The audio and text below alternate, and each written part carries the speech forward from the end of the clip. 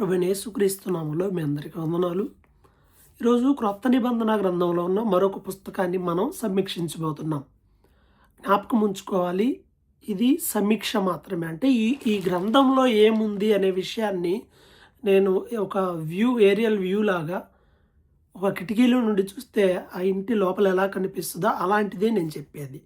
మీరు బైబిల్ చదవాలి. బైబిల్ చదవటం ఎంత ప్రాముఖ్యమో ప్రతి ఒక్కరూ గుర్తించాలి. క్రైస్తవునికి ప్రార్థన, దేవుని వాక్యం చదవడం అనేది శ్వాస నిశ్వాస లాంటివి. అంటే ఊపిరి పీల్చడం, వదిలివేయటం ఎలాంటిదో అలాంటిది.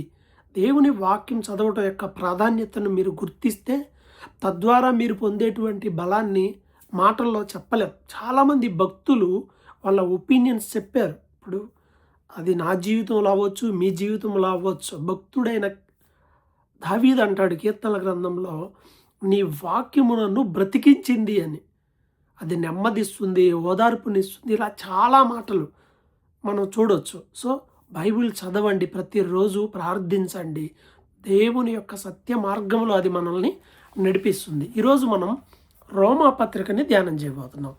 ఏంటి రోమాపత్రిక అంటే, బైబిల్ గ్రంథంలో ఎస్పెషల్గా క్రొత్త నిబంధనలో సమీక్ష చేయడానికి అంతగా అన్ని మిగతా గ్రంథాల్లా కాకుండా కొంచెం టఫ్గా ఏమైనా ఉన్నాయనంటే, ఒకటి రోమాపత్రిక, 2 హెబ్రీ పత్రిక. అంత సులభం కాదు, సమీక్షించడం కూడా సులభం కాదు, చెప్పడం కూడా అంత సులభం కాదు, మిగతా గ్రంథాల్లా కాదు. సో జాగ్రత్తగా స్లోగా చదివి అర్థం చేసుకుంటే ఫైన్, అన్నీ అర్థమవుతాయి. సో మనం ఒకసారి రోమాపత్రిక సమీక్షకు వెళ్దాం. రోమాపత్రికని మనం ఆలోచన చేస్తే, పౌలు రాశాడు ఈ పత్రికని రోమాలో ఉన్నటువంటి క్రైస్తవులకు, యూదులకి రాశాడు. ఇదేంటి, పౌలు గారు ఎప్పుడు రోమాకి వెళ్ళాడు, ఎప్పుడు అక్కడ సంఘం కట్టాడు అని అంటే అదేం కాదు. ఆయన వెళ్ళలేదు, అక్కడ కట్టలేదు. కానీ అక్కడికి ఒక పత్రిక రాశాడు. క్రీస్తు 57వ సంవత్సరంలో ఈ పత్రిక రాశాడని చారిత్రక గ్రంథాలు తెలియజేస్తున్నాయి. సో ఈ చారిత్రాత్మకమైనటువంటి పత్రికలో మొట్టమొదట్లోనే ఒక విషయం మనకి క్లియర్గా తను తాను పౌలు ఎలా పరిచయం చేసుకుంటున్నాడో ఉంది. యేసుక్రీస్తు దాసుడుగాను, అలాగే అపోస్తులుగా ఉండటానికి పిలువబడిన వాడుగాను, దేవుని సువార్త నిమిత్తం ప్రత్యేకించబడిన వాడిగా తను తాను పరిచయం చేసుకున్నాడు. ఈ పత్రిక రాసేటప్పుడు పౌలు 3వ ప్రయాణం కూడా అయిపోయి ఇక ఎండింగ్లోకి వచ్చాడు. ఆ టైంలో కొరింథీ ఆ పట్టణ ప్రాంతాల్లో ఉండి రాశాడు. ఫీబే అనేటువంటి సహోదరి రోమాలో వ్యాపారం నిమిత్తం అక్కడికి వెళ్తుంది. ఆమె చేతికి ఇచ్చి పత్రిక పంపాడనేది చరిత్ర ద్వారా మనకు తెలియజేస్తూ ఉంది. సో ఈ టైంలో ఎలా తను తగ్గించుకున్నాడో మనం చూడొచ్చు. ఎందుకని సువార్త నిమిత్తం ప్రత్యేకించబడ్డాడంటే, అపోస్తుల కార్యముల 13:2లో ఉంటుంది కదా, సంఘమంతా ఉపవాసం ఉండి ప్రార్థిస్తున్నప్పుడు ప్రత్యేకమైన పని నిమిత్తం ప్రత్యేకించబడిన వారు నెంబర్ 1 పౌలు, అలాగే బర్నబా. ఆ విషయాన్ని ఇక్కడ మెన్షన్ చేస్తూ ఆశీర్వాద వచనాలని, దేవుని యొక్క గొప్పతనాన్ని బట్టి శరీర రీతిగా యేసు ప్రభు దావీదు సంతానంలో వచ్చాడని తెలియజేస్తూ, ఆయన ద్వారా అపోస్తులత్వాన్ని పొందిన విషయాన్ని తెలియజేస్తూ, మనందరం యేసుక్రీస్తు వారిగా ఉండాలనే విషయాన్ని 7వ వచనం చివరి భాగంలో చెప్తున్నాడు. ఇక 8లో ఏమంటున్నాడు అని అంటే, మీ విశ్వాసము సర్వలోకమున ప్రచురం చేయబడుతుంది, దాన్ని బట్టి నేను దేవుని కృతజ్ఞతాస్తుతులు చెల్లిస్తున్నాను అంటున్నాడు. ఈ యూదులు లేదా ఈ రోమాలో క్రైస్తవులు ఎక్కడి నుండి వచ్చారనే విషయాన్ని మొట్టమొదటిగా మనం ఆలోచన చేస్తే, పెంతుకోస్తు అనే పండుగ రోజున, అంటే అపోస్తుల కార్యములు 2వ అధ్యాయంలో, ఆకాశం క్రింద ఉన్న భక్తిగల యూదులందరూ వచ్చారనే మాట ఉంటుంది అక్కడ. అపోస్తుల కార్యములు 2వ అధ్యాయంలో పెంతుకోస్తు దినంలో రోమా నుండి వచ్చిన యూదులు కూడా ఉన్నారు. అక్కడ వారు దేవుని వాక్యాన్ని తెలుసుకుని మరలా తిరిగి తమ ప్రాంతానికి వచ్చి అక్కడ దేవుని యందు భయభక్తులు కలిగి ఉన్నారు. రోమా పట్టణంలో భక్తిగల యూదులు, క్రైస్తవులు ఉన్నారు. అలాగే అన్యజనులు, వాళ్ళు రక్షణ పొందిన వాళ్ళు ఉన్నారు. అలాగే యూదులు కేవలం ధర్మశాస్త్రాన్ని ఎరిగిన వారే ఉన్నారు. రోమా పట్టణంలో మనం ఒకసారి ఆలోచన చేస్తే, ప్రపంచంలో ఆ రోజు బాగా వెలసిల్లినటువంటి పట్టణం అది. All roads leads to Rome అంటారు. అంటే ప్రపంచంలో ఉన్నటువంటి అన్ని పట్టణాలు రోమ్కి దారితీస్తాయి అని. అలాగే రోమాలో ఉన్నటువంటి ఆ రోమ్ నగరంలో ఉన్నటువంటి ఒక పెద్ద స్టేడియం, వెరీ ఫేమస్ అది. అక్కడే వాళ్ళ ఎంటర్టైన్మెంటు, అలాగే అక్కడే క్రైస్తవులను హింసించిన సంఘటన చూస్తాం. నీరో చక్రవర్తి అప్పుడు పరిపాలన స్టార్ట్ చేశాడు. సో ఇదంతా హిస్టారికల్గా రోమ్ పట్టణం గురించి. సో అక్కడ ఉన్నటువంటి వాళ్ళకి మీ విశ్వాసము సర్వలోకానికి వెళ్తుంది అని చెప్పేసి అన్నాడు. అంటే అక్కడ రోమ్లో ఏదన్నా స్టార్ట్ అయిందంటే అందరూ అక్కడ నుండి నేర్చుకుంటారు అనే ఉద్దేశంతో ఆ మాట చెప్పబడుతుంది. వాళ్ళు విశ్వాసం కలిగి ఉన్నారు. రోమాకు వచ్చిన అనేక మంది కూడా ఆ విశ్వాసాన్ని కలిగి ఉంటున్నారు. వారి ద్వారా అనేక దేశాలకు దేవుని వాక్యం వెళ్తుంది వారి విశ్వాసము ద్వారా అనేది తెలియజేస్తుంది. అలాగే చాలాసార్లు నేను రోమా రావాలనుకున్నాను. అన్యజనుల మధ్య ఫలాన్ని పొందినట్టు మీ దగ్గర కూడా పరిచర్య చేయాలని, మీ దగ్గర కూడా ఆత్మ సంబంధమైన ఫలాలను చూడాలని నేను ఆశపడ్డాను, కానీ చాలాసార్లు ఆటంకపరచబడ్డానని చెప్తూ తను రుణపడి ఉన్నాననే సంగతి చెప్తాడు. గ్రీసు దేశస్తులకు నేను రుణపడ్డాను, అన్యజనులకు నేను రుణపడ్డాను, ఎవరికైతే నేను వాక్యం చెప్పలేదో వాళ్ళందరికీ నేను రుణపడ్డాను అనే విషయాన్ని అపోస్తుడైన పౌలు వాళ్ళకి తెలియజేస్తున్నాడు. అంటే సువార్త ప్రకటించకపోతే రుణపడినట్లుగా ఆయన భావిస్తున్నాడు. ఇది అక్కడ ఆయన యొక్క ఉద్దేశం. అలాగే 16వ వచనంలో సువార్త గురించి నేను సిగ్గుపడువాడను కాను అని అంటున్నాడు. సువార్త గురించి ఆయన సిగ్గుపడేవాడు కాదు అని బైబిల్ చెప్తుంది. చాలామంది సంఘాల్లో చెప్తారు కానీ సువార్త బయట చెప్పరండి, చెప్పడానికి సిగ్గుపడతారు.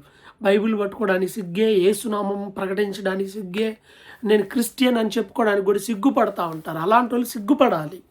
ఎందుకు సిగ్గుపడాలండి? మనం యేసుని రక్షకుడుగా అంగీకరించినందుకు. పరిశుద్ధతలో ఆయన వంటివాడు ఎవడన్నా ఉన్నాడా?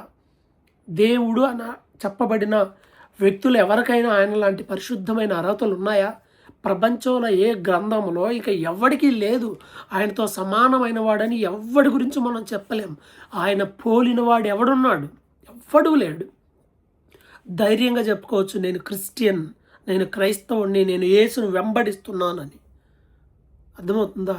మనము దేవుని బిడ్డలుగా మనమున్న ప్రతి రంగంలో ఎక్కడ పనిచేస్తున్నా, ఎక్కడ ఉన్నా నేను క్రిస్టియన్ అని చెప్పుకోవడానికి ఏమాత్రం సందేహించకూడదు. స్వార్థ ప్రకటన గురించి కూడా సిగ్గుపడకూడదు. చెప్పండి, స్వార్థను ప్రకటించండి. ఈయన అదే అన్నాడు, స్వార్థను గురించి నేను సిగ్గుపడేవాడిని కాదు అంటున్నాడు. అలాగే నీతిమంతుడు విశ్వాస మూలముగా జీవిస్తాడు అనే విషయాన్ని కూడా చెప్తూ రక్షణ కలుగజేయడానికి దేవునికి శక్తి, సువార్త అనేది దేవుని శక్తి అనే విషయాన్ని చెప్తూ నీతిమంతుడు విశ్వాస మూలంగా జీవిస్తాడు అనే మాటని ఈయన ఉటంకిస్తున్నాడు. హబక్కు పత్రిక హబక్కు గ్రంథం 2వ అధ్యాయం 4వ వచనంలో పాత నిబంధనలో ఈ మాట ఉంటుంది.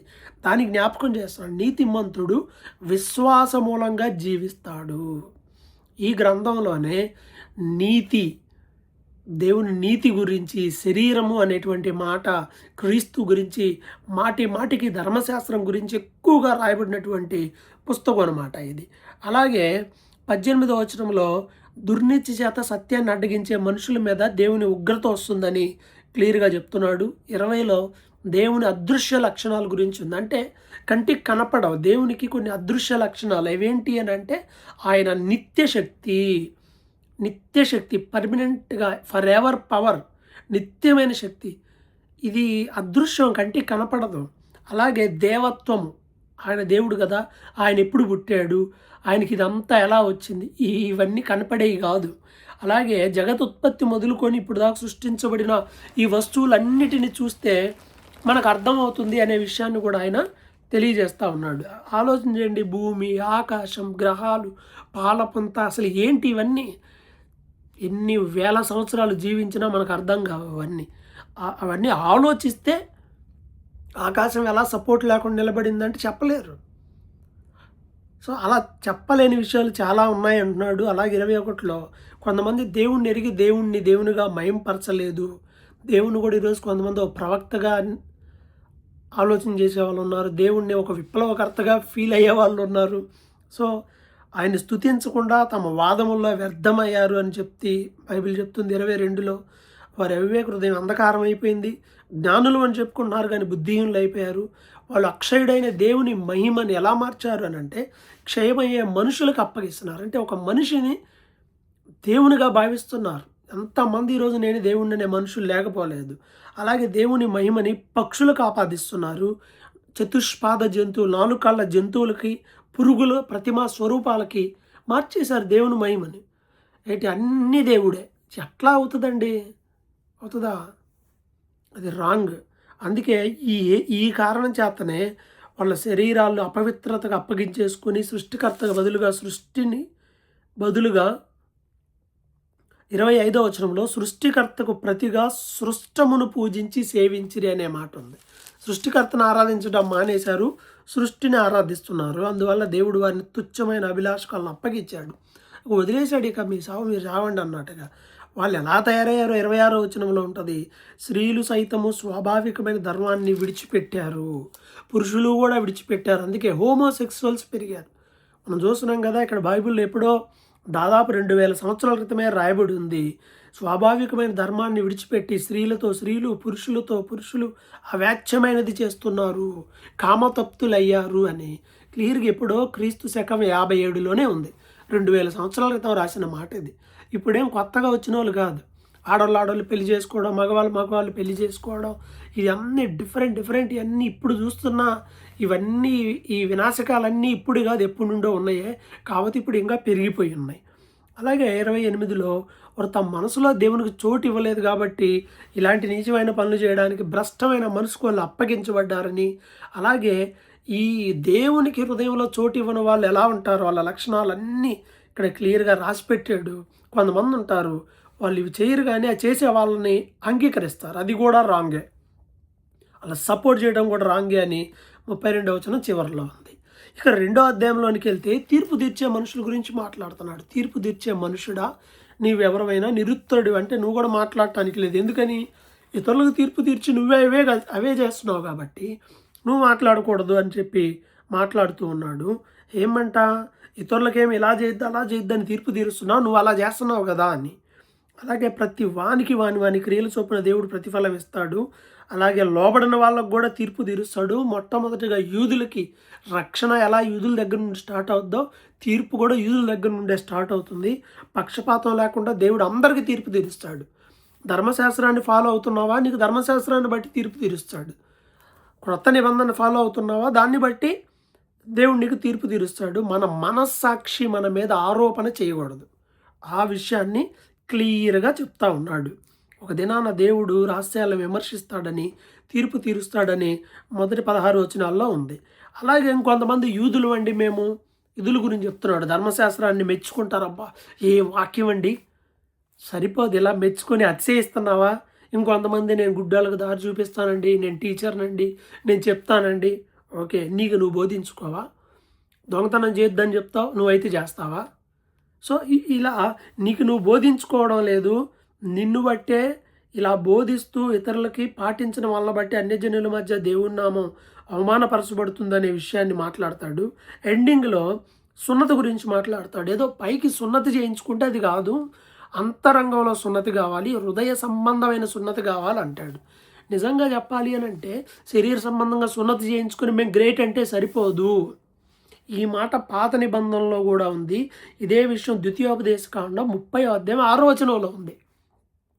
కేవలం సున్నతి చేయించుకుంటే అయిపోయిందని కాదు, నీ అంతరంగం లేదా నీ హృదయానికి కూడా సున్నతి ఉండాలని ప్రభు ధర్మశాస్త్రంలోనే చెప్పాడు. చాలామంది దాన్ని పక్కన పెట్టి ఏదో సున్నతి చేయించుకుంటే ఇంక అంత అయిపోయింది అని యూదులు అనుకుంటా ఉంటారు. అందుకే చెప్పాడు ద్వితీయోపదేశకాండం 30వ అధ్యాయం 6వ వచనంలో క్లియర్గా అంతరంగం సంబంధమైన సున్నతి గురించి, హృదయ సంబంధమైన సున్నతి గురించి రాయబడింది. ఇది 2వ అధ్యాయం.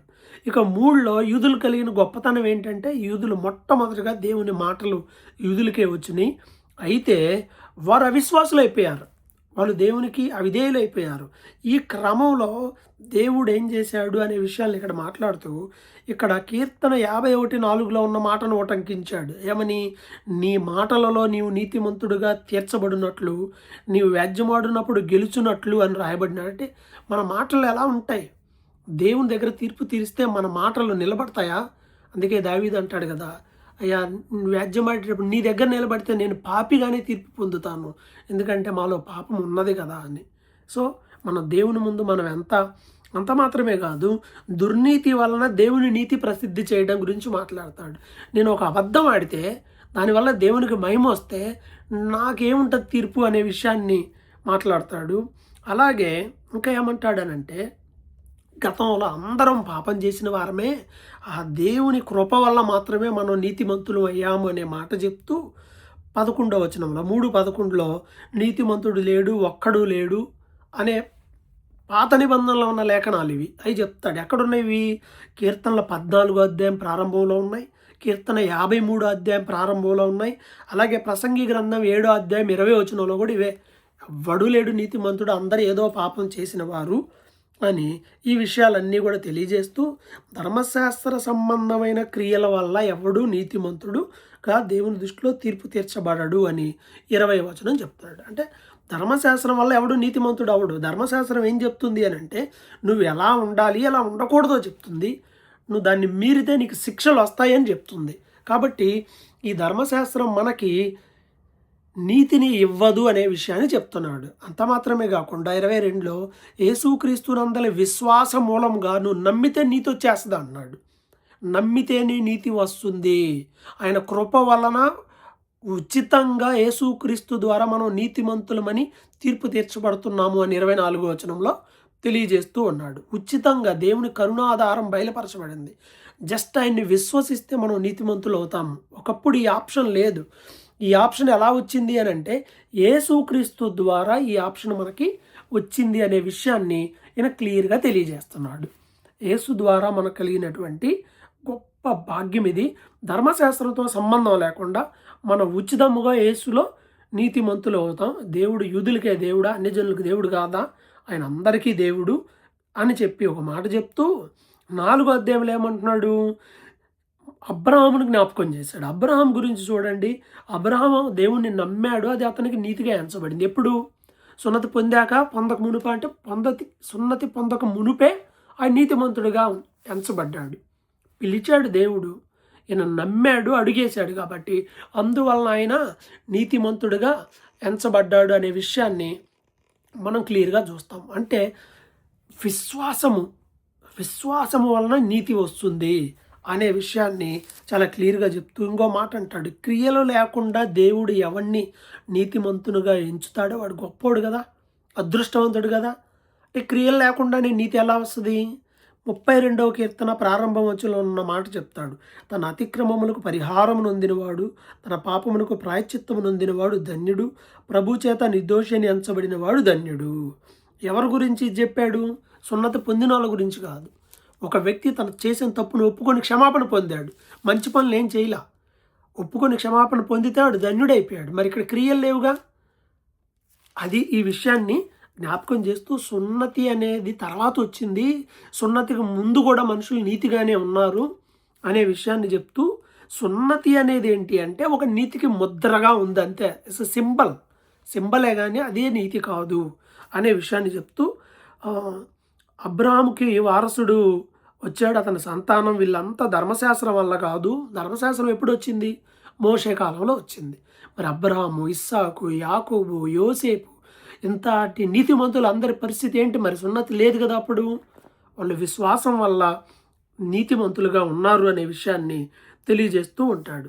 అలాగే అనేక జనములకు నిన్ను తండ్రిగా చేస్తానని రాయబడి ఉంది. శారా కూడా నిరీక్షణకు ఆధారం లేనప్పుడు అబ్రాము, శారా వీళ్ళు దేవుణ్ణి నమ్మారు. తన గర్భం మృతతుల్యమైనప్పటికీ దేవుని నమ్మడం ద్వారా, విశ్వాసం ద్వారా బలం పొందింది. అందుకే దేవుడు వారిని ఆశీర్వదించాడు. అలాగే మనం కూడా యేసుక్రీస్తులో విశ్వాసం ఉంచితే, ఆయన చనిపోయి తిరిగి లేచాడని నమ్మితే దేవుడు మనకు కూడా ఆయన నీతిని ఉచితంగా ఇస్తాడు అనే విషయాన్ని బయలుపరుస్తూ వచ్చాడు. ఇదే క్రొత్త నిబంధనలో ఉన్న మర్మం. దేవుణ్ణి నమ్మితే మనం ఉచితముగా నీతిమంతులు అవుతాం. ఆయన దగ్గర మన పాపములు ఒప్పుకొని విడిచిపెడితే ఉచితముగా యేసుక్రీస్తు ద్వారా నీతిమంతులు అవుతాం. ఇదే పౌలు చెప్పేటువంటి విషయము. ఇక 5వ అధ్యాయంలో కూడా ఏమంటున్నాడు? కాబట్టి మనం విశ్వాస మూలంగా నీతిమంతులై యేసుక్రీస్తు ద్వారా సమాధానాన్ని కలిగి ఉందాం. ఆయన ద్వారానే నిత్య జీవంలోనికి మనం ప్రవేశిస్తాము. అంతే. ఈ విషయాన్ని చెప్పాడు. ఇంకా 4వ వచనంలో శ్రమ ఓర్పు పరీక్ష నిరీక్షణ పుట్టిస్తుంది. కాబట్టి శ్రమల్లో మీరు అతిశయపడండి. శ్రమలు వస్తే క్రైస్తవులు ఎలా ఫీల్ అవుతారు? చాలా ఇబ్బంది పడుతూ ఉంటారు. శ్రమలు రావు అని బైబిల్ ఎక్కడ చెప్పలా. క్రైస్తవులకి శ్రమలు వస్తాయి. ఆది సంఘంలో విశ్వాసులు పడిన శ్రమలతో పోల్చుకుంటే మన దేవుని చెప్పండి.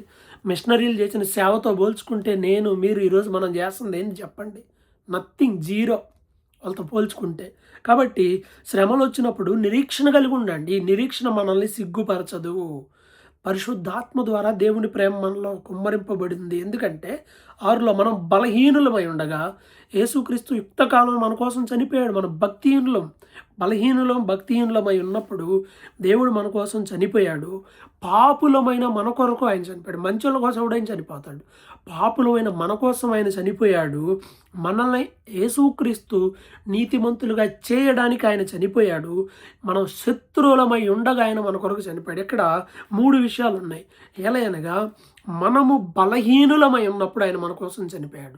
మనం ఆయనకి శత్రువులుగా ఉన్నప్పుడు ఆయన మన కోసం చనిపోయాడు. ఆయన మనం పాపులమై ఉండగా ఆయన మన కొరకు చనిపోయాడు. ఈ 3 విషయాలు ఇక్కడ క్లియర్గా రాయబడింది. యేసు ద్వారా మనం సమాధానం ఈరోజు బాగున్నాం తండ్రితో అంటే యేసుక్రీస్తు మన కొరకు చేసిన త్యాగం ద్వారా. ఒక మనుషుని ద్వారా లోకంలోనికి పాపం వచ్చింది. అలాగే ఒక మనుషుని ద్వారా లోకంలోనికి ఏమొచ్చింది అని అంటే రక్షణ వచ్చింది అనే విషయాన్ని తెలియజేస్తూ ఉన్నాడు. ఎలా? ఆదాము ద్వారా లోకంలోనికి పాపం వచ్చింది, అయితే యేసుక్రీస్తు ద్వారా లోకంలోనికి రక్షణ వచ్చింది అనే విషయం. ఒక్క వ్యక్తి ఒక పుణ్యకార్యం చేయడం ద్వారా కృప అనేది దానంగా వచ్చింది. ఒక్క వ్యక్తి అవిధేయుడయ్యాడు, లోకమంతటికి శాపం వచ్చింది. ఈ తేడా చూపించాడు. అందుకే పాపం పెరిగింది, దేవుని కృప విస్తరించింది పాపుల పట్ల. అలా అని పాపంలోనే ఉంటామా అని 6వ అధ్యాయాన్ని స్టార్ట్ చేస్తాడు. కృప విస్తరిస్తుంది పాపుల పట్ల అని పాపంలోనే ఉంటామంటే కుదరదు. అలా కాదు, పాపంలో ఇక జీవించొద్దు. క్రీస్తు యేసులో బాప్తిసం పొందిన మనందరం ఆయనతో పాటు చనిపోయాం, ఆయనతో పాటు తిరిగి లేచాం. రక్షణ బాప్తిసం పొందిన మనం నూతన జీవము పొందిన వారమై నడుచుకోవాలి. ఆయనతో పాటు చనిపోయాం, ఆయన తిరిగి లేచినట్టు మనం కూడా బాప్తిసం ద్వారా తిరిగి లేచాం. మరణము బాప్తిసం అనేది మరణము పుట్టుక రెండిటిని తెలియజేస్తూ ఉంది. పాప శరీరం, ప్రాచీన స్వభావం, పాత వ్యక్తి సమాధి చేయబడి నూతనమైన వ్యక్తి, నూతనమైన జీవితం, నూతనమైన స్వభావం అనేది చెప్తూ ఇక పాపం మన మీద ప్రభుత్వం చేయలేదు. యేసు ప్రభు మన కోసం చనిపోయి తిరిగి లేచాడు కాబట్టి 12వ వచనంలో ఇక అయిపోయింది. రక్షణ పొందిన తర్వాత మరలా వెనక్కి శరీరాశలకి వెళ్ళొద్దు. ఈ శరీర అవయవాలని ఒకప్పుడు లోకానికి పాపానికి ఉపయోగించినట్టు దేవుని కోసం ఉపయోగించాలి అని చెప్తూ మనం దేవునికి దాసులుగా ఉంటే మనం దేవునికే లోబడతాము. మనం విమోచింపబడి నీతికి దాసులమైపోయాం కాబట్టి మన అవయవాలని పాపానికి కాకుండా పరిశుద్ధతకు అప్పగించాలని 6వ అధ్యాయం చివరిలో అంటూ పాపం వల్ల వచ్చే జీతము మరణము అనే ఒక మాట 6:23లో మనకు చెప్తాడు. అయితే దేవుని కృపావరం ఏంటంటే దేవుని కృపావరం యేసుక్రీస్తునందు నిత్య జీవం క్రీస్తు యేసులో. ఈ విషయాన్ని చెప్తాడు. ఇక 7లో ఇంకో విషయం చెప్తున్నాడు. ఏమని? మనం బ్రతికినంత కాలమే ధర్మశాస్త్రం మన మీద పెత్తనం చేస్తుంది అని చెప్తూ ఒక ఎగ్జాంపుల్ చెప్తున్నాడు. భర్త గల స్త్రీ ఉంది, భర్త బ్రతుకున్నంత కాలమే, తర్వాత ఇక అది పనిచేయవు, ఆజ్ఞలు పనిచేయవు. ధర్మశాస్త్రం వల్ల ఆమె ఎప్పటి వరకు బద్దురాలు? భర్త బ్రతుకున్నంత వరకే. భర్త చనిపోతే ఇంకా ఆ రూల్స్ వర్తించవు, వేరే రూల్ వస్తాయి. అలాగే భర్త బ్రతుకుండగా ఇంకో పురుషునిలో ఉంటే ఆమె పాపం చేసినట్టు. అలా కాకుండా భర్త చనిపోతే ఇంకో వివాహం చేసుకుంటే తప్పు లేదా? అలాగే యేసుక్రీస్తుని గురించి ఇక్కడ పోలిగ్గా చెప్తా ఉన్నాడు అనమాట. కాబట్టి మనం దేవుని కోసం ఫలాలు ఫలించేటట్టుగా మృతుల్లో నుండి లేపిన క్రీస్తు అనే ఆయన మనం చేరుకోవాలి. ధర్మశాస్త్రం అనేది పాత వ్యక్తిది, అది మృతమైనది, లేదా అది దేవుడు దాన్ని ఏం చేశాడు? మిగతా పత్రికల్లో చెప్తాడు, దేవుడు వాటిని నెరవేర్చాడు, అది ఫుల్ఫిల్ అయిపోయింది. ఇప్పుడు క్రీస్తు యేసు అనే వేరొక్కరిని చేరుకోవాలి మనము. ఆయన శరీరం ద్వారా ధర్మశాస్త్ర విషయమై మృతి చెందాము అని చెప్తూ మన పాపపు ఇచ్చలు అన్నీ ఒకప్పుడు ఉన్నాయి, ఇప్పుడు వాటన్నిటి నుండి విడుదల పొంది ఆత్మ సంబంధమైన నూతనమైన స్థితి కలిగి ఉండాలని 6వ వచనంలో చెప్తున్నాడు. మరి అయితే ధర్మశాస్త్రం పాపమా అని ఆయనే అంటూ, ధర్మశాస్త్రంలో మంచి ఏదో చెడేదో ఆజ్ఞలు అన్నీ క్లియర్గా ఉన్నాయి. అసలు ధర్మశాస్త్రం లేకపోతే నాకు మాత్రం పాపం అంటే ఏందో ఎలా తెలుస్తుంది? అంతే కదా. ఇది చెయ్యొద్దు అని ఉందంటే అది దాటితే పాపం అనేగా. అవన్నీ ఉండబట్టే నాకు పాపం అంటే ఏంటో తెలిసింది.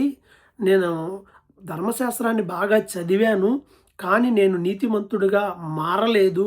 నేను పాపమును జయించలేకపోయాను. గతంలో ధర్మశాస్త్రం బాగా చదివాను, పాటించాను, కానీ నేను 15వ వచనంలో అంటాడు, నేను ఏం చేస్తున్నానో నాకే తెలీదు. ఇది చేయకూడదనుకుంటున్నాను, అదే చేస్తున్నా. ఇది చెయ్యాలనుకుంటున్నాను, అది చేయలేకపోతున్నాను.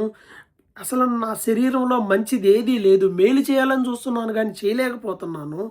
ఇలాంటి పరిస్థితుల్లో నా శరీరంలో ఒక పోరాటం. అంతే కదా! అందరికీ మంచి చేయాలని ఉంటుంది.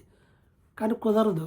ఒత్తిళ్ళు, పరిస్థితులు మనిషిని లాక్కొని వెళ్ళిపోతున్నాయి పాపం వైపు. అయితే ఇలాంటి పరిస్థితుల్లో, ఇట్టి మరణకరమైన పరిస్థితిలో నుండి యేసుక్రీస్తు నన్ను విడిపించాడని 24వ వచనంలో చెప్తున్నాడు. అలాంటి పరిస్థితి ధర్మశాస్త్రంలో ఉంది. విడుదల లేదు నాకు. యేసుక్రీస్తు ద్వారా నాకు విడుదల వచ్చింది పాప నియమం నుండి. ఇప్పుడు నేను క్రీస్తు యేసులోకి వచ్చానని 8వ అధ్యాయాన్ని ప్రారంభిస్తాడు. క్రీస్తు యేసులోకి వచ్చాను. నాకిక ఆ భయం లేదు. ఎందుకంటే ఆయన నన్ను విడిపించాడు. ధర్మశాస్త్రము దేనిని జాలకపోయిందో ఆయన నాకు చేశాడని 8:2 అంటాడు. శరీరము, ఆత్మ అని 2 ఉన్నాయి. 2 ఒకదానికి విరోధంగా పోరాడతాయి. శరీరం పాపం వైపు నడిపిస్తుంది, ఆత్మ పరిశుద్ధత వైపు నడిపిస్తుంది. శరీర సంబంధమైనటువంటి మనసు మరణానికి తీరదీస్తుంది, ఆత్మ సంబంధమైన మనసు జీవము, సమాధానమని ఈ 8వ అధ్యాయంలో శరీరము, ఆత్మ ఈ రెండిటి గురించి చెప్తాడు. శరీర స్వభావము, ఆత్మ స్వభావం 2 ఉంటాయి. శరీర స్వభావం గలవారు దేవుని సంతోషపెట్టలేరు, ఆత్మ సంబంధమైన వారే దేవుని సంతోషపెడతారు అని చెప్తూ ఆ రెండిటికి డిఫరెన్సెస్ చాలా చెప్తాడు. శరీరానుసారంగా జీవించడానికి మనం దానికి ఏం బద్దులం కాదు. యేసు మనల్ని విడిపించాడు కాబట్టి మనం ఆత్మానుసారంగా ఉండాలి. దేవుని ఆత్మచేత నడిపించబడి ఈ శరీర క్రియలు చంపాలి. శరీర కోరికలు లేని వాళ్ళు భూమి మీద ఎవరు ఉండరు. ఆత్మచేత వాటిని చంపాలి. ఇది బైబిల్ చెప్తున్నటువంటి మాట. అందుకే మనం భయపడాల్సిన అవసరం కూడా. దేవుని ఆత్మ ఉంది, దత్తపుత్రాత్మ ఉంది. అందుకే మనం ప్రార్థనలో తండ్రి అని అంటున్నాం. ఎందుకని? మనం ఆయన బిడ్డలమైపోయాము. ఆ పరిశుద్ధాత్మ మనలోనికి వచ్చినప్పుడు ఆయన బిడ్డలమైపోయాం మనం. అందుకే దత్తపుత్రాత్మ కలిగిన వారం అయిపోయాము. మనం వారసులం అయిపోయాము. యేసుక్రీస్తు ఎలా అయితే తండ్రికి వారసుడో నేను నీవు కూడా అలాగనే వారసులం. అందుకే మనం దేవుని వారసులం, ప్రేమ నివాసులం అని పాడతామే. మనం ఆ దత్తపుత్రాత్మ వలన క్రీస్తుతో కూడా, ఆయనతో కూడా శ్రమ పడితే మనం కూడా ఆయనతోటి వారసులం అవుతాము అని అంటున్నాడు. మరి ఇప్పుడు శ్రమలు వస్తాయి కదంటే వస్తాయి. ఈ శ్రమలను ఒక్కసారి మనకు ప్రత్యక్షం కాబోయే మహిమతో పోల్చుకుంటే పెద్ద శ్రమలే కాదు. పరలోకం ముందు ఇవన్నీ ఎంత ఒకరోజు రాబోతుంది, ఈ సృష్టి నాశనం కాబోతుంది అని 19లో అంటున్నాడు కదా. దేవుని కుమారుల ప్రత్యక్షత కొరకు సృష్టి కూడా మిగులు ఆశతో ఎదురు చూస్తుంది. ఈ భూమి ఆకాశాలు ఎదురు చూస్తున్నాయంట. ఇది పోయి మరలా కొత్త భూమి, కొత్త ఆకాశము రాబోతుంది. దీనికోసం సృష్టి కూడా ప్రసవేదన పడుతుంది. మనం కూడా మన దేహ విమోచన కోసం ములుగుతూ కనిపెడుతున్నాము. ఈ సందర్భంలో 26వ వచనంలో 8:26లో ఆత్మ కూడా మన బలహీనతను చూసి మన కోసం ప్రార్థన చేస్తున్నాడు. మన పక్షమున ఉచ్చరింప శక్యము కానీ మూలుగులతో ఆయన ప్రార్థన చేస్తున్నాడు అనే మాట కూడా మనకి కనిపిస్తూ ఉంది. యెషయా గ్రంథం 53లో చివరి వచనంలో కూడా రాయబడిన మాట ఏంటంటే తిరుగుబాటు చేస్తున్న వారి గురించి ఆయన మన పక్షమున విజ్ఞాపన చేస్తున్నాడు అనే మాట కూడా కనిపిస్తూ ఉంటుంది. అలాగే ఫేమస్ వర్డ్ 8:28 దేవుని సంకల్పం చొప్పున పిలవబడిన వారికి, ఎవరైతే దేవుని ముందుగా ఏర్పాటు చేసుకున్నాడో దేవుడు వాళ్ళని పిలిచాడు. ఎవరైతే పిలవబడ్డారో వాళ్ళకి మేలు కలగడానికి దేవుడు సమస్తం సమకూరుస్తున్నాడు అని 28లో ఉంది. ఎందుకంటే దేవుడు ఎవరిని ఎరిగాడో వాళ్ళని పిలిచాడు, ఎవరిని నిర్ణయించాడో వాళ్ళని పిలిచాడు, ఎవరిని పిలిచాడో వాళ్ళని నీతిమంతులుగా చేశాడు. అందరినీ, యూదులనే కాదు అందరినీ చేశాడు. దేవుడు మన పక్షమున ఉండగా మనకి విరోధి ఎవడు? తన సొంత కుమారునే మన కోసం ఇచ్చినప్పుడు ఇంకా ఆయనకి మనం ఏదైనా ఇవ్వడా? ఆయన మన పక్షమునుంటే అసలు మనకి విరోధి ఎవడు? ఆలోచన చేయండి అన్నాడు. అంటే మనం ఎలాంటి గొప్ప భాగ్యాన్ని పొందుకున్నాము. దేవుడు శిక్ష విధించేది ఆయనే, తీర్పు తీర్చేది ఆయనే. కాబట్టి ఆయన దృష్టిలో మనం నీతిమంతులుగా ఉంటే చాలు. ఈ లోకంలో బాధలు, కరువు, ఖడ్గం, బట్టలు లేని పరిస్థితి, నీ దగ్గర ఏం లేని పరిస్థితి అయినా ఉండొచ్చు, కానీ దేవుణ్ణి బట్టి వాటికి దూరం కావద్దు. మనం వదక సిద్ధమైన గొర్రెలము అని ఈ పాత నిబంధనలో ఉన్న కీర్తనలో ఉన్న లేఖనాన్ని ఆయన మరలా ఇక్కడ ప్రస్తావిస్తూ అంటున్నాడు కదా. మరణమైన, జీవమైన, దేవదూతలైన, ప్రధానులైన, ఉన్నవి అయినా, రాబోవి అయినా, అధికారులైనా, ఎత్తైన సృష్టించబడిన ఏది మనల్ని దేవుని ప్రేమకి దూరం చేయదు అని అంటున్నాడు.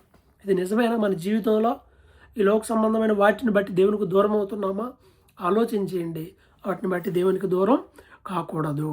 ఇక 9వ అధ్యాయంలో మరో విషయాన్ని చెప్తున్నాడు. చాలా బాధ ఉంది నాకు అంటున్నాడు. ఏంటి అంటే, యూదులు మా బంధువులు రక్షించబడాలని నేను కోరుతున్నాను. ఎంత ప్రేమిస్తున్నాడంటే, నాకు ధర్మశాస్త్రం అంటే ఇష్టం, మా బంధువులు అంటే ఇష్టం, కుదిరితే క్రీస్తు నుండి కూడా వేరే శాపం వచ్చినా పర్లా నేను వాళ్ళతో ఉండాలని కోరుకుంటున్నాను. అంటే ఇది ఆయన శరీర సంబంధమైన మనసు. దేవుని ఆత్మ దాన్ని తీసేసింది అనుకోండి. అలా ఉండింది అని వాళ్ళ గొప్పతనం గురించి చెప్తూ ఇశ్రాయేలీలు వాళ్ళు, అలాగే వాళ్ళకి నిబంధన ఉంది, ధర్మశాస్త్రం ఉంది, అర్చన ఉంది, ఆరాధన ఉంది, వాగ్దానాలు ఉన్నాయి. యేసుక్రీస్తు కూడా శరీర సంబంధంగా వాళ్ళలో పుట్టాడు అని అబ్రహాం పిల్లలైనంత మాత్రాన అందరూ అబ్రహాం పిల్లలు కాదు, ఇస్సాకు సంతానమే అబ్రహాం సంతానం, ఆగరు సంతానం ఇష్మాయిల్ సంతానం కాదు కదా అని ఆ పాత నిబంధనల విషయాలన్నీ చెప్తున్నాడు. ముందు అసలు కీడు మేలు ఏం చేయక మునిపే పెద్దవాడు చిన్నవాడికి దాసుడు అవుతాడని చెప్పాడు కదా ఇస్సాక్కి. యాకోబు గొప్పవాడు అవుతాడు, ఏశావు అతనికి దాసుడు అవుతాడని ఏం చేశాడని పుట్టక మునిపే చెప్పాడుగా. దేవునికి తెలుసు కొన్ని దేవుడు అన్యాయం చేశాడా యాకోబుని ప్రేమించి ఏశావుని ద్వేషించి. దేవుని అనగలమా మనం? ఇంకా ఎవరిని కరుణిస్తానో వారిని కరుణిస్తాను, ఎవరి పట్ల జాలి చూపిస్తానంటే ఆయన చూపిస్తాడు. 16లో మంచి పాఠము, రోమా 9:16 కాగా పొందగోని వారి వలన ప్రయాసపడు వాని వలన కాదు కానీ కరుణించు దేవుని వలన అగును అనే మాట ఉంది. మన ప్రయాస మన ఆశ ఆలోచన కాదు, దేవుని కృప, దేవుని కరుణ మీద ఆధారపడాలి. అది ముఖ్యమైన పాఠం. అలాగే ఫరో గురించి చెప్తూ దేవుడు ఫరోని ఎందుకు సృష్టించాడు? నేను నీ యందు నా బలము చూపుటకు, నా నామం భూలోకమందంతటా ప్రచురమగుటకు అందు నిమిత్తమే నిన్ను నియమించి తిని. ఫరో హృదయాన్ని దేవుడు కఠినపరిచాడు కానీ ఫరో ఏం కాదు. దేవుడు ఆయన అలా వాడుకున్నాడు. ఎందుకని? ఆయన ద్వారా దేవుడు తన బలాన్ని చూపించాలనుకున్నాడు, చూపించాడు. ఆయన దేవుడి చేతిలో వాడబడ్డాడు అంతే. దేవుడు ఆయన అలా ఎంచుకున్నాడు అంతే. దేవుడే కఠినపరిచాడు. అదేందండి, దేవుడు అన్యాయం చేశాడా? మనం ఎవరమండి ఆయన్ని క్వశ్చన్ చేయడానికి? చెప్పండి. అదే అంటున్నాడు, ఎవరిని కఠినపరచాలనుకుంటాడో, ఎవడి పట్ల కరుణ చూపిస్తాడో అది ఆయన ఇష్టం. ఒక కుమ్మరి కుండం చేస్తాడు అదే మట్టితో, చిన్న ముంతం చేస్తాడు, కొన్ని సాసరం చేస్తాడు, ఆయన ఇష్టం అది. ఎందుకు ఇలా చేసామని ఎవరన్నా అడగగలరా? అది కూడా అంతే. ఆయన కుమ్మరి, ఆయనకు తనకు నచ్చినట్లుగా మనల్ని చేసుకుంటాడు, తనకు నచ్చిన పాత్రగా మనల్ని చేసుకుంటాడు. అలాగే అన్యజనులకు రక్షణ గురించి హోషేయ గ్రంథంలో చెప్పాడు. 11వ అధ్యాయంలో చెప్పాడు. అదే విషయాన్ని ఇక్కడ చెప్తా ఉన్నాడు. ఏమని చెప్తున్నాడు హోషేయ? నా ప్రజలు కాని వాళ్ళకి నా ప్రజలని పేరు పెడతాను, ప్రియురాలు కాని దానికి ప్రియురాలని పెడతాను అని చెప్పేసి అనే మాట హోషేయ గ్రంథంలో ఉన్నది అని, ఆ గ్రంథంలో ఉన్న మాటని ఆయన జ్ఞాపకం చేశాడు. నిజమే, ఎప్పుడూ ఏజ్కేలు హోషేయ గ్రంథంలో ఎప్పుడో రాయబడినటువంటి మాటని ఇక్కడ జ్ఞాపకం చేశాడు. ఎక్కడుందయ్యా ఆ మాట అని అంటే, హోషేయ గ్రంథంలో మనకు 1వ అధ్యాయం 10వ వచనంలో ఈ మాట ఉంటుంది. హోషేయ గ్రంథం 1:10 ఉంది. ప్రభు వాళ్ళని మిగతా వాళ్ళను కూడా చేర్చి రక్షణ ఇస్తుంటే మీకేంటి బాధ? యూదులకు చెప్తున్నాడు. యెషయా మాట కూడా చెప్తున్నాడు. యెషయా ప్రవచనం కూడా చెప్పాడు. అయితే నీతిని వెంటాడని జనులకు కూడా దేవుడు తన నీతిని ఇచ్చాడు. అంటే విశ్వాస మూలంగా యూదులు కాని వారికి కూడా ఇచ్చాడు అనే మాట చెప్తున్నాడు. అలాగే 10వ అధ్యాయంలో ఇశ్రాయేలీలు కూడా రక్షణ పొందాలి, ఎందుకంటే యూదులు యేసును అంగీకరించట్ల. అందువల్ల తన బాధను చెప్తున్నాడు. వాళ్ళు కూడా రక్షణ పొందాలనేది నా ప్రార్థన అయ్యింది. ఎందుకు అంటే వాళ్ళు ఎలా ఉన్నారు? 3వ వచనంలో దేవుని నీతిని ఎరుగక స్వనీతిని స్థాపింపగోరుతున్నారు. వాళ్ళు దేవుని నీతి, స్వనీతి. మనం 4 మంచి పనులు చేసి నేను నీతి అని అనుకుంటే కుదరదు. దేవుని నీతి వేరు. ఆయన విశ్వసించు, అప్పుడు నీకు ఆటోమేటిక్గా నీతి వచ్చింది, నువ్వేం చేయకపోయినా. ఆ తర్వాత తగిన క్రియలు చేయాలి. కాబట్టి విశ్వాస సంబంధమైన నీతి గురించి ఆయన మాట్లాడుతున్నాడు అనమాట. సో ఏంటది? 8వ వచనంలో వాక్యం నీ దగ్గర ఉంది, నీ నోట్లో ఉంది, నీ హృదయంలో ఉంది, మేము ప్రకటిస్తున్నాం. యేసు ప్రభు అని, యేసే క్రీస్తు అని, యేసే దేవుడని నీ నోటితో ఒప్పుకోవాలి, నీ హృదయంలో విశ్వసించాలి. అప్పుడు నీకు రక్షణ. ఒక వ్యక్తి ఎప్పుడు రక్షణ పొందుతాడంటే హృదయంలో నిశ్చయించుకోవాలి, నోటితో ఒప్పుకోవాలి. అవును, నేను యేసుని రక్షకునిగా అంగీకరిస్తున్నానని నువ్వు ఒక మాట చెప్తే చాలు, దేవునికి హృదయంలో నమ్మి నీకు రక్షణ ఇస్తాడు. అయితే ఇక్కడ ఏమన్నాడు? యూదుడా, గ్రీసు దేశస్తుడా, ఏ తేడా లేదు, అందరికీ ఉంది ఆప్షన్. ఎవరైనా అందరికీ ఉంది. ఒప్పుకోవాలంటే ఎవరైనా చెప్పాలి కదా, ఎవరైనా చెప్పాలంటే ఎవరన్నా ఒకళ్ళు వెళ్ళాలి కదా. ఎవరన్నా వెళ్ళాలంటే ఎవరన్నా పంపించాలి కదా, అంతే కదా. ఎవరన్నా వెళ్ళి చెప్తేనే కదా వాళ్ళు చెప్పేది, వినేది. వాక్యాన్ని విని విశ్వాసం కలిగి అప్పుడు ప్రార్థన చేస్తారు. అందువల్ల పంపబడాలి అని చెప్తున్నారు. అందుకే వెళ్ళిన వారి మాటలు వినాలని యెషయా గ్రంథంలో 53వ అధ్యాయం 1వ వచనాన్ని మరలా ఆయన చెప్తా ఉన్నాడు.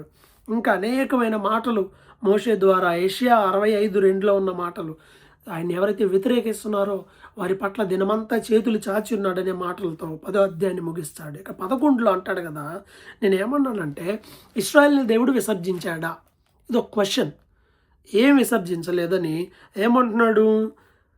ఏలియా కాలంలో చెప్పినటువంటి మాటలు చెప్తున్నాడు. ఏలియా అంటాడు కదా ప్రార్థన చేస్తూ, ప్రభువా నేను ఒక్కడనే ఉన్నా, ఇంకా ఎవ్వరు లేరు ఆయనంటయ్యా, ఇంకా 7,000 మంది ఉన్నారయ్యా అని ఆయన సరిచేశాడు. ఏలి అనుకుంటున్నాను నేను ఒక్కడనే, ఇంకెవరు లేరులే ప్రవక్తలని. 7,000 మంది ఉన్నారు ఇంకా బయలుక మోకాల్లో ఉన్న వాళ్ళు అని ఆయన సరిచేశాడు. దేవుడు కొంతమందిని ఏర్పాటు చేశాడు, అది ఆయన కృప. అలాగనే ఇశ్రాయేలీలు అవిధేయులైపోయి పడిపోయారు. ఈ క్రమంలో అన్యజనులు రక్షణ పొందారు. 12వ వచనంలో వాళ్ళ తొట్టుపాటు వల్ల, యూదుల తొట్టుపాటు వల్ల అన్యజనులకు రక్షణ వచ్చింది ఈ క్రమంలో అని చెప్పి ఒక ఎగ్జాంపుల్ చెప్పాడు. ఒక ఒలీవల చెట్టు ఉంది, ఒక కొమ్మ విరిచాడు. విరిచి అడవి ఒలీవల కొమ్మ పిచ్చిది అది, దాన్ని తెచ్చి దీనికి అంటు కట్టాడు. ఇది ఫలించింది. ఎక్కడో ఉన్న అడవి ఒలీవల కొమ్మని తెచ్చి దీనికి జతపరిచి అంటు కట్టి దాన్ని ఫలింపజేసిన దేవుడు ఈ ఒరిజినల్ దాన్ని మర్చిపోతాడా? అలాగే ఇశ్రాయేలీలు ఒరిజినల్ ఒలీవ కొమ్మ లాంటి వాళ్ళు, అంటు కట్టబడిన అడవి ఒలీవ కొమ్మలు అన్యజనులు.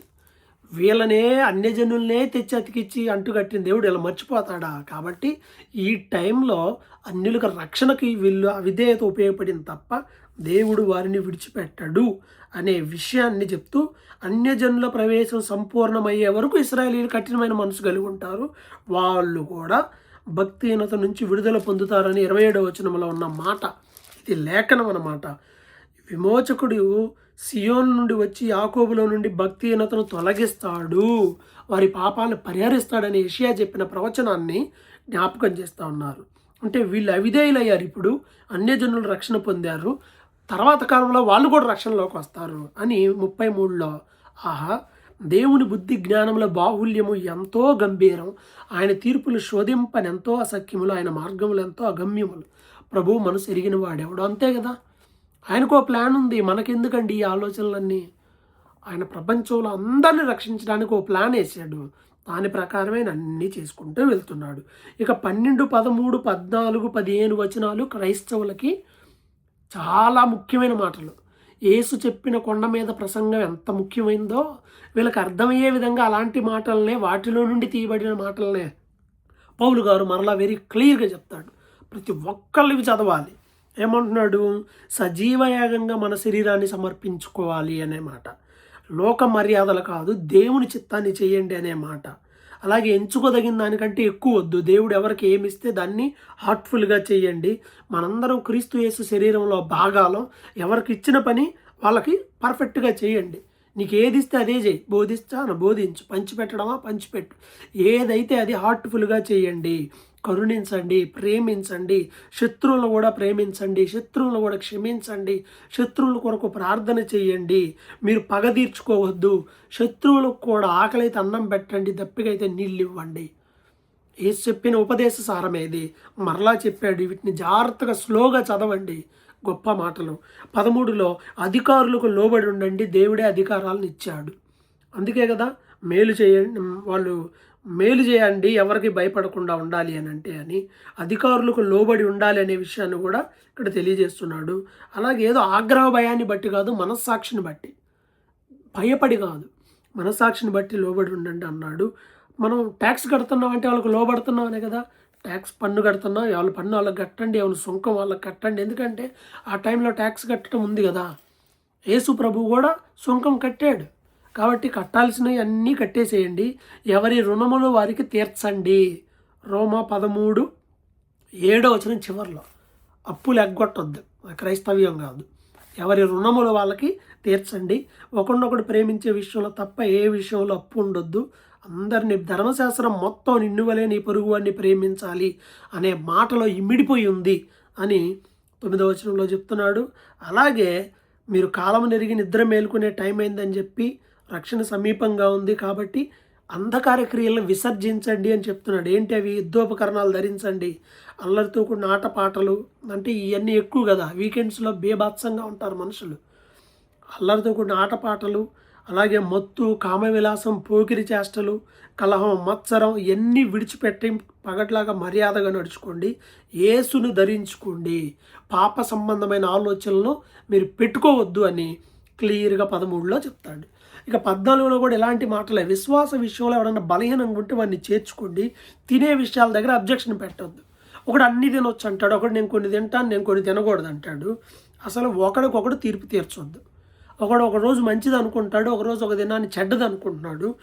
దేవుని కోసం వాడు లక్ష్య పెడితే వదిలేయండి అని అంటూ, మనం చనిపోయినా బ్రతికినా ప్రభువు కోసమే అని చెప్పి ఏది నిషిద్ధమైనది కాదు, ఏది నిషిద్ధం కాదు. ఇప్పుడు మన వైపు ఉన్నారండి తెలుగు రాష్ట్రాల్లో చాలామంది పంది మాంసం తింటామంటే అమ్మో ఎంత పాపమరా అంటారు. ఇక్కడ చర్చిల్లో ఓపెన్గా అందరూ పంది మాంసం తినేస్తారు. ఇండియాలో కూడా అన్ని బైబిల్ కాలేజీల్లో తినమనే చెప్తారు, తప్పేమి కాదనే చెప్తారు. కొంతమంది విశ్వాసులు పాత నిబంధనలు పట్టుకొని మనం తినకూడదండి అంటారు. అంటే తినొచ్చా తినకూడదా అంటే నీకు తినాలనిపిస్తే తిను, దాంట్లో ఏముందాడా, తింటావు పోద్ది తప్ప ఏముండదు దాంట్లో. పాత నిబంధన ప్రకారం అయితే తినకూడని జంతువులు చాలా ఉన్నాయి. క్రొత్త నిబంధనలు ఏమన్నాడంటే ఒకవేళ ఏదన్నా ఉంది అని అంటే ఆ జంతువు మాంసంలో ఏదైనా ఉంటే అది మన ఆరోగ్యానికి హాని చేస్తుంది. పంది మాంసంలో మనిషి ఆరోగ్యానికి హానికరమైన కొన్ని ఉన్నాయి అనేది సైంటిఫిక్గా కూడా చెప్పింది. అయినా కొంత తినేవాళ్ళు తింటూనే ఉంటారు. తినేవాడిని ఎవరు అబ్జెక్షన్ చేయకూడదు. నేను ఉన్నానండి, నేను తినేటప్పుడు ఇప్పుడు ఇక్కడ లండన్లో, యూకేలో, యుఎస్లో అన్ని చోట్ల ఈ పెద్ద కామన్ అది తినేస్తూ ఉంటారు. నేను తినను, నాకు ఇష్టం లేదు. అంత మాత్రాన మనం గొప్పని కాదు, తిన్నంత మాత్రాన నష్టం ఏమి లేదు, తినకపోయినంత మాత్రాన పిలిచి కిరీటం ఏం పెట్టడు. తిన్నా తినకపోయినా అది విషయం కాదు, తిండి గురించి కాదు. దేవుని రాజ్యం అంటే భోజనం పానం కాదు, మాంసం తినడం, ద్రాక్ష రసం తాగడం ఇలాంటి నీ పక్కనోడికి ఇబ్బంది అయితే మానేయి అని చివరిలో విశ్వాస మూలము కానిది ఏదో అది పాపం, అనుమానంతో ఏం చేయొద్దు అది పాపం అని చెప్తాడు. ఇక 15లో బలవంతులమైన మనల్ని మనమే సంతోషపెట్టుకోవడం కాదు కానీ బలహీనులను కూడా మనం వాళ్ళని భరించాలి. యేసు ప్రభు కూడా అలాగే మన బలహీనతలు భరించాడు కదా, అలా చెప్తున్నాడు. ఓర్పు కలిగి ఉండమని చెప్తున్నాడు, ఏకభావం కలిగి ఉండమని చెప్తా ఉన్నాడు. అలాగే అనేకమైన కీర్తనల విషయాలు అన్ని జనుల రక్షణకి దేవుడు ఎలా ప్రణాళిక వేశాడో కీర్తనల్లో ఏషియాలో ఉన్న మాటలన్నీ చెప్తూ దేవునిలో నిరీక్షణ కలిగి ఉండండి, సమాధానం కలగండి, ఒకరికొకరు బుద్ధి చెప్పే సామర్థ్యం మీలో ఉంది, నాకు అవకాశం ఉన్నంత వరకు నేను సువార్తను ప్రకటించాను. అన్యజనుల రక్షణలోనికి రావడానికి అనేకమైన క్రియలు అద్భుతాలు దేవుడు చేశాడు, పరిశుద్ధాత్మ దేవుడు. అందువల్ల ఇల్లూరిక ప్రాంతం దాకా యెరూషలేము మొదలుకొని ఇల్లూరికి వరకు అనేక ప్రాంతాల్లో, కొత్త ప్రాంతాల్లో, ఒకళ్ళు వేసిన పునాది కాదు, ఒకళ్ళు కట్టిన దగ్గర కాదు, కొత్త ప్రాంతాల్లో నేను సువార్తను ప్రకటించాను, క్రీస్తు నామం ఎరుగని చోట్లకి వెళ్ళి ప్రకటించాను. కాబట్టి ఇంకేమి లేవు, అన్ని భాగాలు నేను సంచరించాను. ఇక స్పెయిన్ వెళ్ళేటప్పుడు మధ్యలో మీ దగ్గరకు వస్తాను, మీ దగ్గర కూడా కొంతకాలం పరిచర్య చేయాలనుకుంటున్నాను, కొంత పరిశుద్ధుల్లో పేదలకి కొంత సహాయం చేయాలనుకుంటున్నాను, స్పెయిన్కి వెళ్ళేటప్పుడు మీ మధ్యలోనికి వస్తాను అని చెప్పి అనేకమైన విషయాలు చెప్తూ 16లో రోమాలో ఉన్న వాళ్ళందరినీ మెన్షన్ చేస్తూ మాట్లాడి, కేంక్రేలో ఫీబే అనే మన సహోదరి ఉంది, ఆమెను మీరు చేర్చుకోండి, ఆమె వస్తుంది అనే ఆ విషయాన్ని చెప్పాడు. ఆమె కావాల్సింది ఏమన్నా ఉంటే సహాయం చేయండి అని ఆయన రిఫర్ చేస్తాడు. అలాగే క్రీస్తు యేసులో జత పని వారైన అకులా ప్రిస్కిల్లా వీళ్ళు అక్కడే ఉన్నారు, రోమ్లో ఉన్నారు. ఫస్ట్ టైం రోమాలో నుండి అందరు వెళ్ళిపోండి అన్నప్పుడు అకులా ప్రిస్కిల్లా బయలుదేరి వచ్చి కొరింథీకి వచ్చారు. తర్వాత ఆ చక్రవర్తి చనిపోయాక నీరో వచ్చాడు, అప్పుడు మరలా పిలిచారు రోమ్లోకి రావచ్చు ఎవరైనా ఉండొచ్చు అని, అప్పుడు వెళ్ళిపోయారు వాళ్ళు. అక్కడ ఉన్న రూమ్లో వాళ్ళకి వందనాలు చెప్పండి, వాళ్ళ నా ప్రాణం కోసం వాళ్ళ ప్రాణాలు కూడా ఇచ్చేటువంటి వాళ్ళు అని చెప్పారు. వాళ్ళ ఇంట్లో సంఘం ఉంది, వాళ్ళకు వందనాలు చెప్తున్నారు. అలాగే ఎఫనైట్కి గురించి చెప్పాడు, అలాగే తనతో పాటు ఉన్న ఖైదీల గురించి ఆయన ప్రస్తావించాడు, అలాగే ప్రియమైన అనేకమైన వారికి వాళ్ళ బంధువుల గురించి చెప్పాడు. అనేక మందిని, చాలామంది రోమ్లో ఎంతమంది ఉన్నారో వాళ్ళు చాలామంది ఉన్నారు ఇక్కడ ఈ అధ్యాయంలో, వాళ్ళందరినీ మెన్షన్ చేశారు. వ్యతిరేకంగా బోధించే వాళ్ళు ఉన్నారు, వాళ్ళ విషయమై జాగ్రత్తగా ఉండి వాళ్ళకు దూరంగా ఉండాలి, వాళ్ళ కడుపుకే దాసులు దేవునికి కాదని చెప్తా ఉన్నాడు. వీళ్ళ గురించి అయితే సంతోషపడుతూ రోమ 16:20 సమాధానకర్త దేవుడు సైతాన్ని కాళ్ళ కింద చితకుదొక్కుతాడనే ఒక గొప్ప వాగ్దానాన్ని జ్ఞాపకం చేశాడు. అక్కడ ఉన్న వాళ్ళందరికీ వందనాలు చెప్తూ త్వరలో తాను రోమా పట్టణాన్ని దర్శించడానికి ఆశపడుతున్నట్టుగా తెలియజేశాడు. ఇది ఓవరాల్గా రోమా పత్రిక. ఈ రోమా పత్రికలో అన్యజనులకు దేవుడు రక్షణ ఇవ్వాలనుకున్నాడు. కేవలం విశ్వసించుట ద్వారా ఆయన మనుషులకు నీతిని కలుగజేస్తున్నాడు అనేదే ఈ రోమా పత్రిక యొక్క సారాంశం. మిగతా పత్రికలు పాత నిబంధన చెందిన పుస్తక సమీక్షలు ఉన్నాయి, చదవండి, వినండి. మరొకసారి చెప్తున్నాను, బైబిల్ చదవండి, దేవుడు మీతో మాట్లాడతాడు. బైబిల్లో ఉన్న విషయాలు తెలుసుకునండి, వాక్యానుసారముగా జీవించండి. దేవుడు మనకు సహాయం చేయనుగాక. ఆమెన్.